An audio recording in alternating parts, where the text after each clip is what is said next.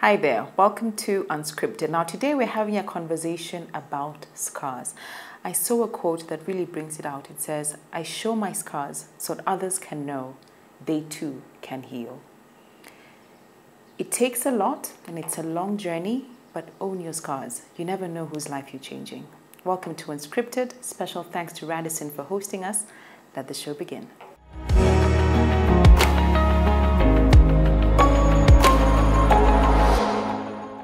Hello, my name is Charlotte Nkamzungu. I am a burn survivor, and my scars tell a story. My scars are a reminder of when life tried to break me, but unfortunately it failed. I am a warrior, and I am looking forward to tell more stories. I am beautiful just as I am, and I am grateful for this time.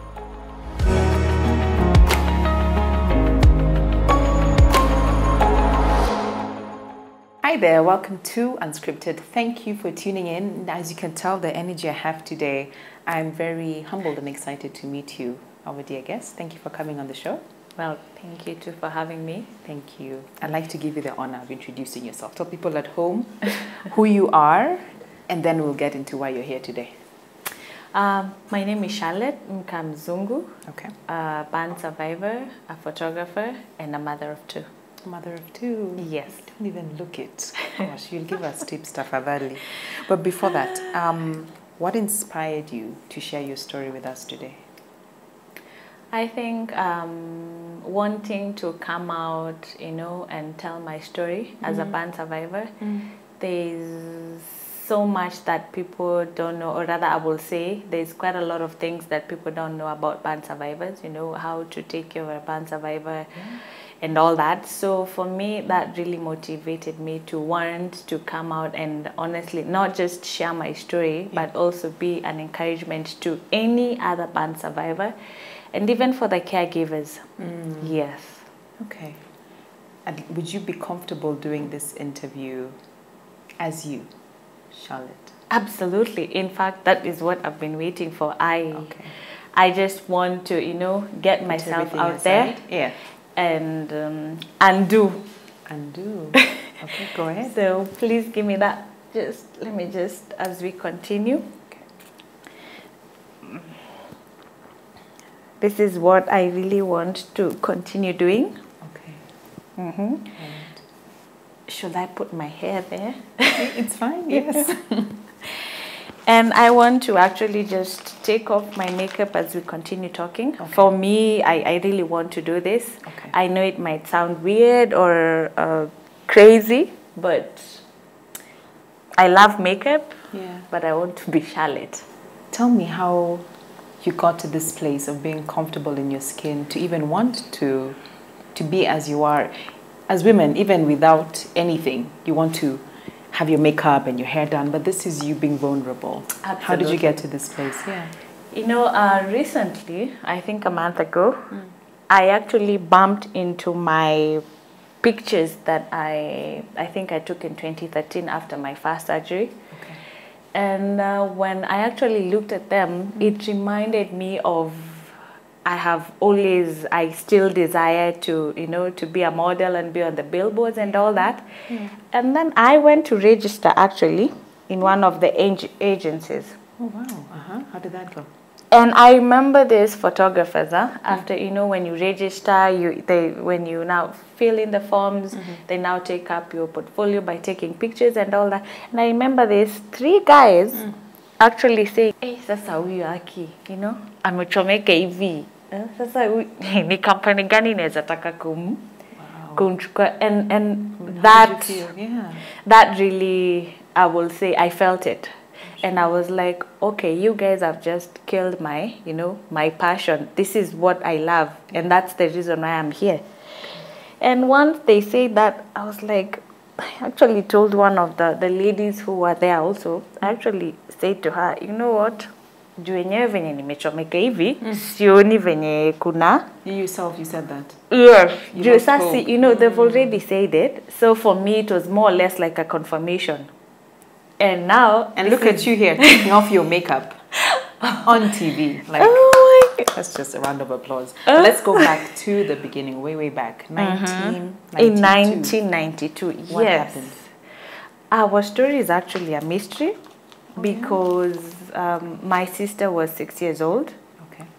My big sister, and I was 1 year old. And my dad had just come from work during lunchtime, and he actually just stepped out. Okay. He just stepped out to take a breather.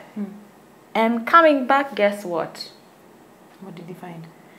The house is on fire. Like in a span of Yes. 10 minutes or something? Yes. Like that. More or less 10 minutes. Yeah. And we were actually being rushed to hospital. What? And our nanny said that she was actually doing what? She was trying to put paraffin in the stove ilikuwa ikiwaka. But guess what? She didn't get burnt. You see, when you're actually trying to put paraffin, You're the first contact. absolutely. But she didn't get burnt. Our house was on fire. My sister succumbed. Yes. Upon arrival to Kenyatta. Oh, wow. And I was actually fighting for my life. For 1 year, I was in Kenyatta.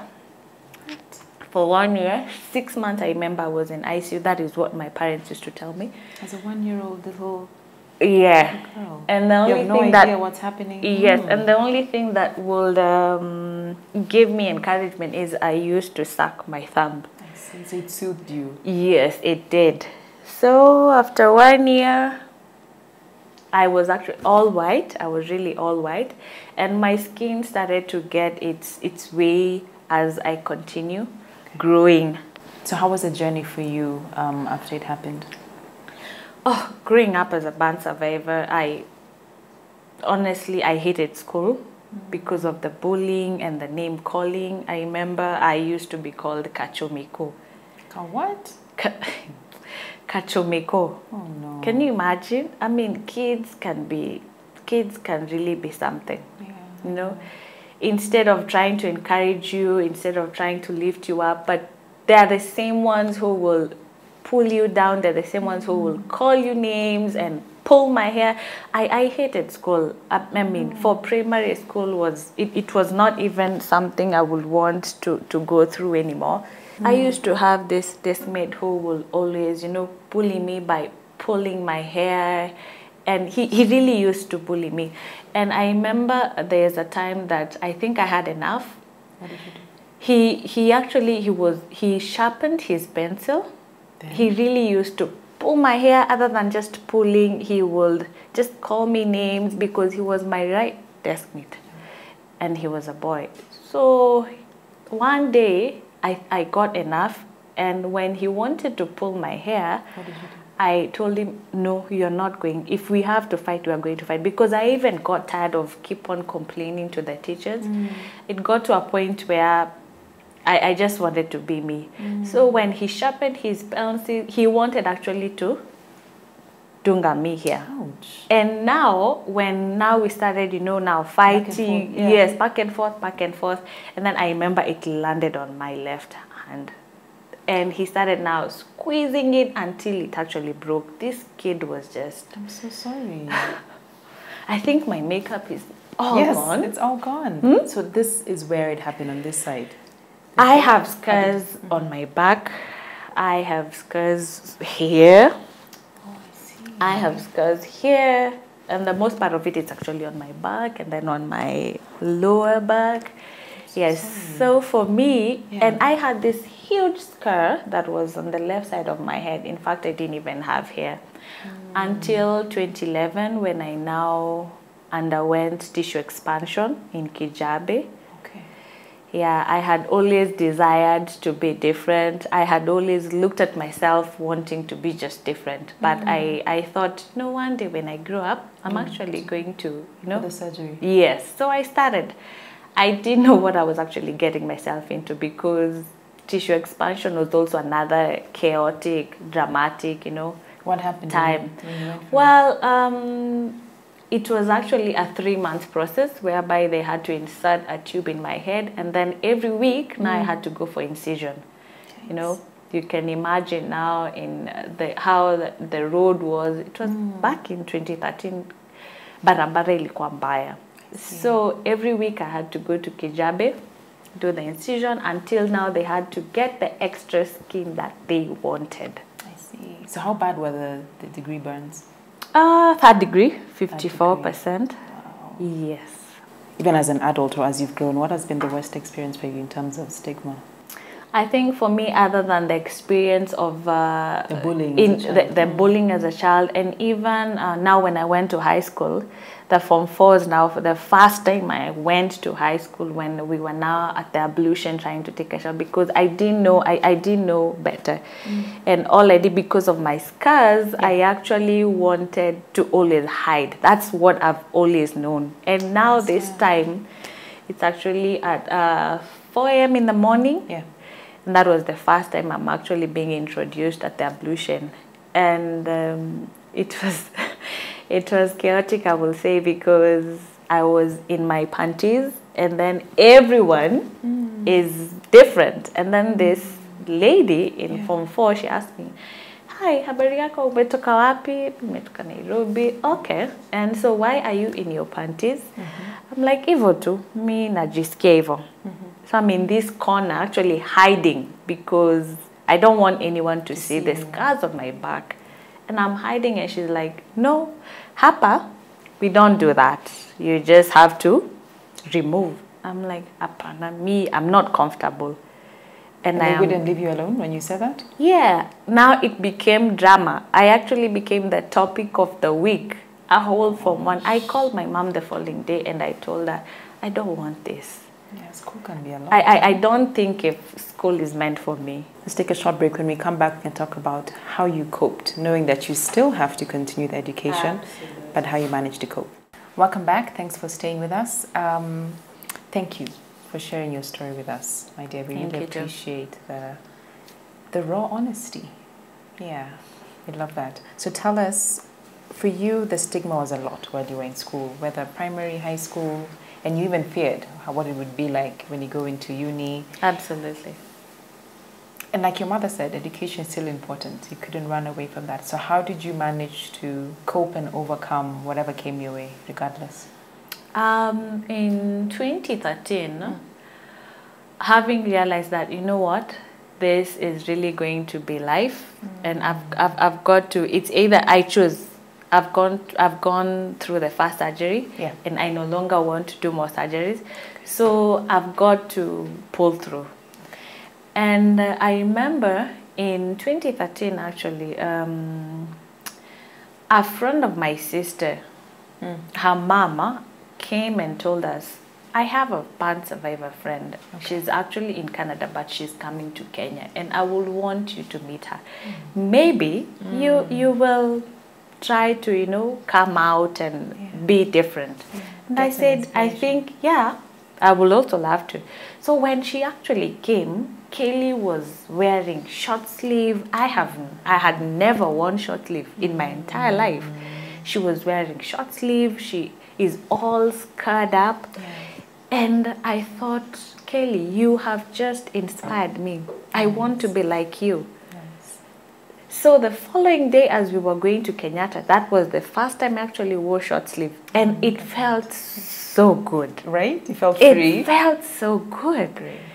And that was the first time I also didn't have anything. And I am like, wow, Kaylee, you've just done something amazing in my life. And that is how, slowly by slowly, I have been trying to overcome.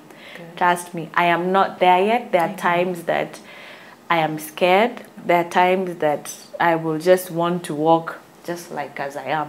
Why are you scared? But then I realize, okay, you know what? People look at you and you wonder, are they talking about you? If there's anything they will want to tell you, they can actually just tell it to you directly. That's true. But people are murmuring. It's uncomfortable. But I like what you said with the first time you went, when you went to hospital and you had a sleeveless shirt, the freedom you felt. That It was was the really beauty of acceptance. And it's not easy getting to a point where you accept your new reality. So I will say wanting to be the voice of the voiceless for burn survivors. You realize that we have Cancer Day, we have, you know, World AIDS Day, but there's quite a lot of things that people don't really know about burn survivors. You know, we are always in our own cocoons.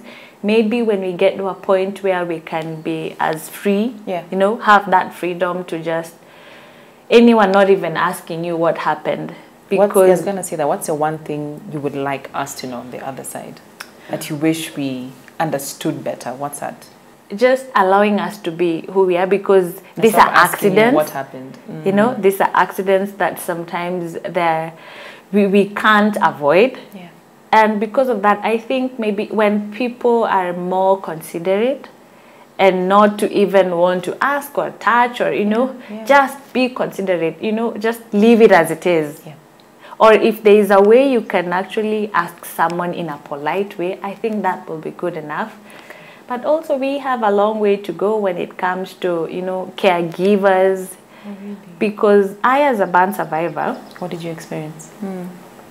If, maybe I will say, if my mom, you know, I thank God for my mom because, and my dad, because they didn't lock me, you know. They didn't hide you? Yes, they didn't hide me. But what about other burn survivors that are being hidden in their homes, because parents don't know what to do? And also you as a caregiver, if you're not prepared mentally how to take care of a burn survivor, it will be more difficult for the burn survivor to even heal, because it has to start from you as a caregiver.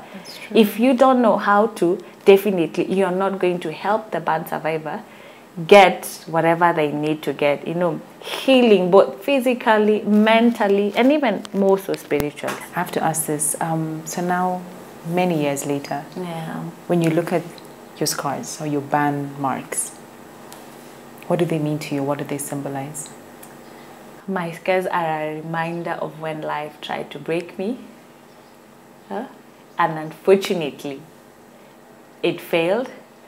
And now for me, it prompts me to want to be a better person. Yeah. It prompts me to want to, you know, as I said, be the voice of the voiceless. It just pushes me to want to do more and more, you know. Okay. One day I desire to have actually a foundation, burn foundation, whereby now I am able to cater for other burn survivors, especially children. Bless you. You know, and for me, when I look at my scars every single day, I just remind the enemy that he's a liar. Amen. And if I've gone through this, so you're still here. Still rising. Because my life is typically a history, I will say a book that maybe is now being opened up slowly by slowly, because I have been through, you know, my journey even as a mom. In fact, let's go into that now. We can start with an incident that happened in 1998 first, that affected your uterus. Oh, take us back to that time. What happened? Wow, in 1998, I remember this kid. We used to have a school bus. Okay. And so, you know, we realized that even in a school bus, there are all sorts of children, you know. So this kid actually came with some fruits that was so sweet. And it was on a Friday. He shared with you all, so you can all attest there was sweet. Absolutely. And I told my sister, "What? Get it. Tutamuliza alitoa wapi." Okay. So we asked him, and because now we knew he had given us the direction, we went that Saturday. Okay. We realized we marked the tree. And that Saturday we went, my sister, my friends, we all went. Okay. So my sisters actually, they went up the tree, and I thought it was safer for me not to really go up. But I wasn't quite far. So tukaanza kukula matunda kidogo kidogo. What happened? I slipped off. And when I slipped off, my legs were in between a branch. I felt a prick. But matunda ni tamu tuendele. Oh wow.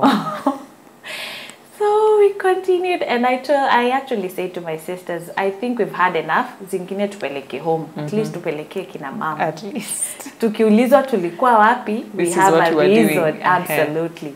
So we came down the tree, and as we were actually heading now back home, my sister actually told me, "Hey, Charlie, you have blood." And I'm like, "Blood?" So you were hurt and you had no idea? I didn't know, but I remember I felt a prick. Just a prick? Yes, and see, we continued. And I'm like, blood, imetoka wapi? And this now prompted me to actually run home. I literally ran home to this mtaro that was there.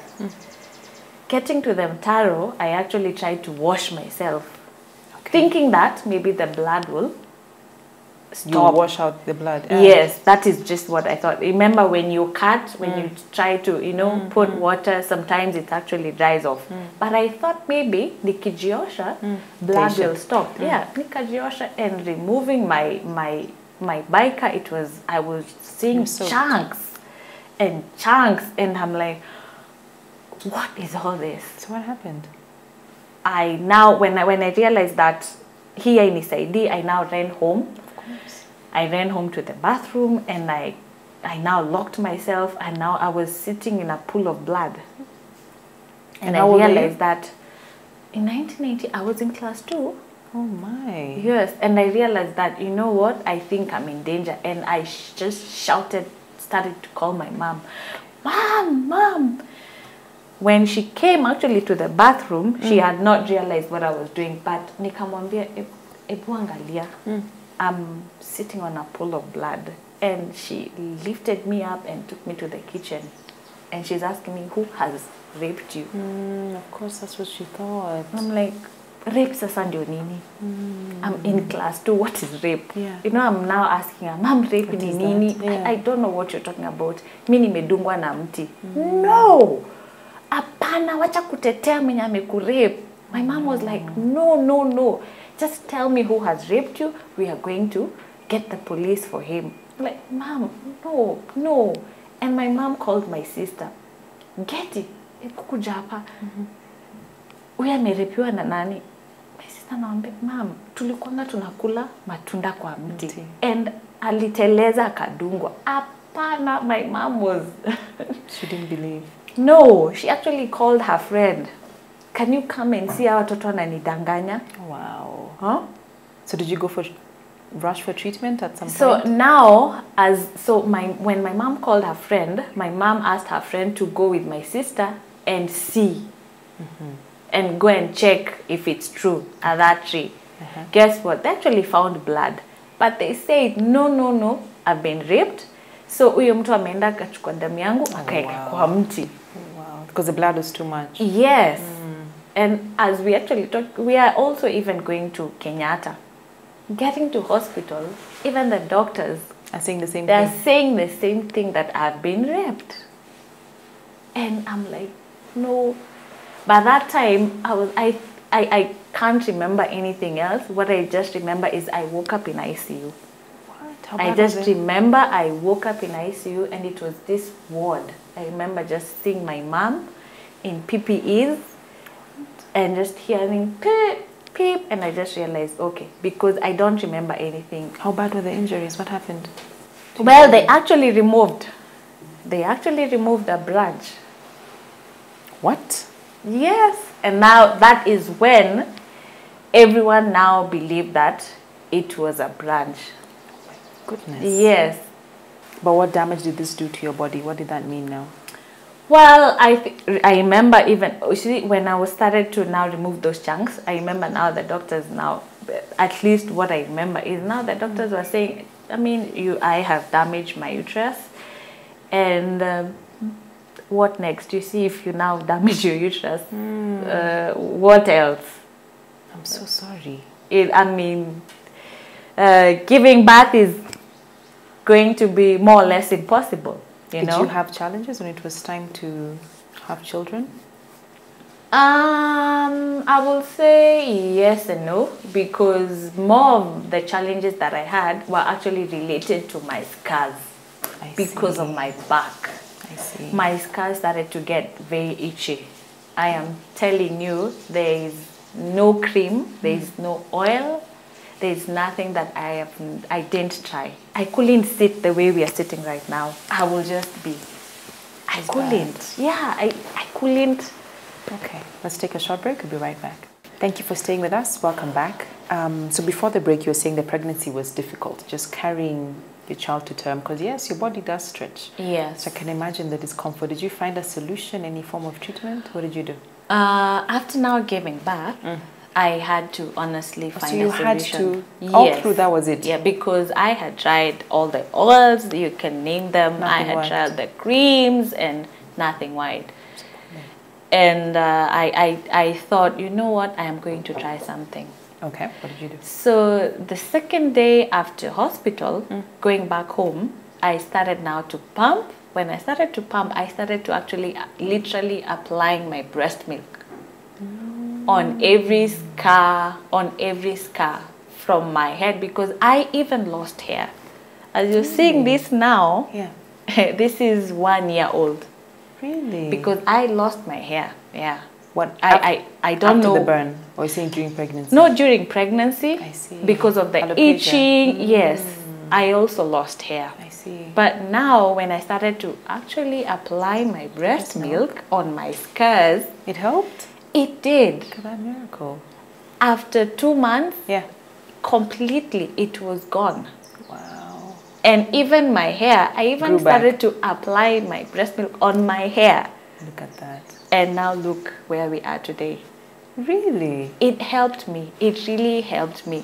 And my scars, my sisters always tell me there is a difference, because I have been applying now for 1 year, and there is a huge difference before and now after. My scars have been transformed literally. They were not like this. They were a bit thick. Okay. They were a bit thick. Okay. And even here, it was a bit, I don't know how to explain this. It was different. Yeah, but my scars have been transformed completely. I will say because of my breast Imagine milk. you had the natural treatment right there with you. How was your pregnancy or journey to motherhood? Did you have any fears? Were you Yes, I nervous? did. Yeah. I will always wonder if what the doctors had said will actually, you know, come to pass, because I remember there was a time, you know, I felt, now that I know what, you know, what is it called? The pain that before birth, Okay, now that labor. I know, the labor pain, Yeah. I remember experiencing that after 6 months. Okay. I remember experiencing more or less labor, but you see, I was also scared going to hospital because I know my history, I see. you know. And And you feared losing your child? I did, Oh. but guess what? I will always go back to what the Word of God says, that my fruit will not fall. Amen. You know, that is what kept me going. Okay. Because for a whole week, I will go into labor. That pain, now that I know. Intense. Yes. Oh, wow. And you will not miss me in church every Wednesday. Okay. Even in my pain, Yeah. I remember going to church. You will not miss me in church, because I know what the Word says and I know what the enemy is trying to do. I experienced that quite a lot until even now, when it came to now the final day, and I was very much okay. So you held on to your faith to help you through that season? Absolutely. I realized that if I didn't do that, trust me, I don't think if I will be having children. And now you're a mother of two. Two. Thank They're God. 1 year apart, 2 years and 1 year. How was that? Look at you. And how was the second time around? Did your skin behave differently now that you knew Exactly, what to do? absolutely. My skin was quite behaving. It actually really behaved now that I knew, you know, what to do. And even how to, if it's like this, I knew what to do. If it's like that, I just basically handled it quite well. And how are you today? In every way, wholesome, physically, mentally, emotionally, how are you doing? I am not where I was. I am certainly not where I was, because for me to even come here, it's a big step. It is. Yeah. It is. And just wanting to even remove my makeup, this, I will say, this is quite new for me. And this is what now I want to do. You know, I am in a better place. I am more able, as much as I have always encouraged other burn survivors, but there are times I didn't even know how to encourage myself. But today, I am honestly faring on much Well done. better, yeah. You mentioned helped other burn survivors. How have you helped others through their journey? Well, before COVID, Yeah. I used to go to Kenyatta, Okay. especially the burns unit. Oh, bless And you. now this is where I will always help in any way that I will find it possible for me to help. If it's either in feeding other children, Okay. I will try and do that. And also now speak to the parents, not just parents, but also Caregivers. other burn survivors. Okay. And what has that done for you? You stepping out of yourself to help others. Has that helped in your healing? What has it done for you? Absolutely, absolutely. Because you will not, you have to walk into someone's shoe. True. When I'm talking to a burn survivor and they see my scars, they want to open up. Okay. They want to heal, just that they don't know how.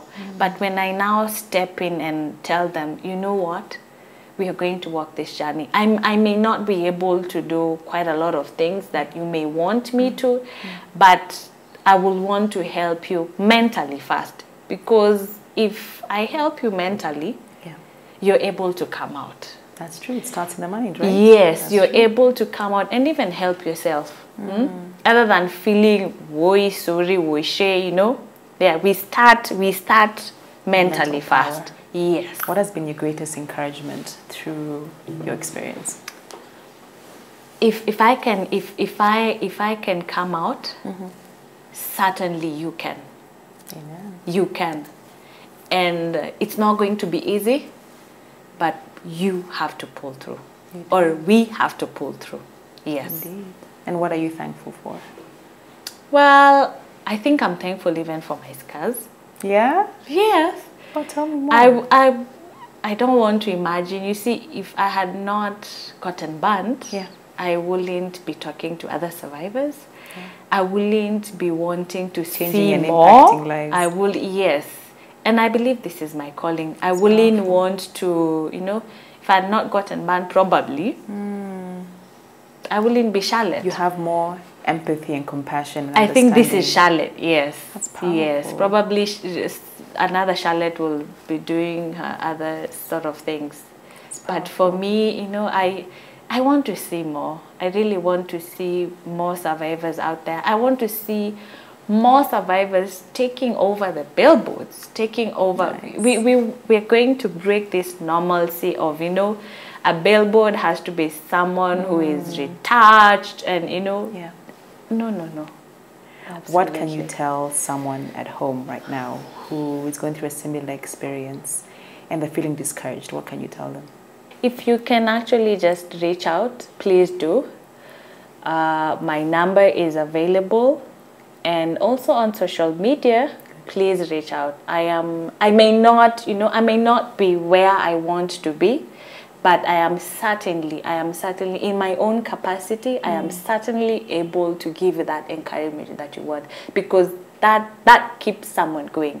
It's that encouragement that someone is looking for to just take on another day. That's true. Yeah. They're not alone. Yes, they're not alone. Thank you. We are right here. We've got to pull through. Thank you so much for being so brave and honest. We appreciate it. Thank you too for having me. And I'm looking forward to seeing that billboard. I'm waiting. I'll be checking in to ensure we do get to see it. Thanks without the wig, Yes, just you as you are. Imagine. Yeah, as it should be. To those watching at home, I hope she's inspired you. She definitely has me to just show up as you are, regardless of situation. Just be you. You will be better for it, you will be free, and we'll all celebrate you. Until next week, take care of yourselves. Good night, God bless, and thank you, Radisson, for hosting us. Bye. Thank you.